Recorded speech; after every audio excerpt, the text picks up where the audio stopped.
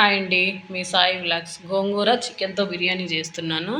చాలా బాగుంటుంది. దీనికోసం ఒక కట్ట గోంగూరను వలిచేసి శుభ్రంగా కడిగి 4 పచ్చిమిర్చి గోంగూర పెట్టేసి కొంచెం వాటర్ వేసుకొని ఉడికించుకోవాలి. ఇప్పుడు అరకిలో చికెన్ తీసుకొని అందులో కాస్త పసుపు, సాల్ట్, కారము, గరం మసాలా, చికెన్ మసాలా, ధనియాల పొడి, జీలకర్ర అన్నీ వేసేసుకోవాలి. 1 స్పూన్ లెక్క. కాస్త పుదీనా, కాస్త కొత్తిమీర వేసుకోవాలి. ఇలాచి వేసుకోవాలి. ఇప్పుడు గోంగూర మనం ఉడకబెట్టుకున్నాం కదా, ఇలా ఉడకబెట్టేసుకోవాలి. ఇప్పుడు 2 ఉల్లిపాయలు, 2 టమాటో కట్ చేసి వేసుకొని చికెన్ అంతా బాగా కలిపేసి ఒక అరగంట పక్కన పెట్టేసుకోవాలి. ఈ మసాలాలన్నీ చికెన్కు బాగా పట్టేలా ఇలా మొత్తం బాగా కలిపేసి పెట్టుకోవాలి.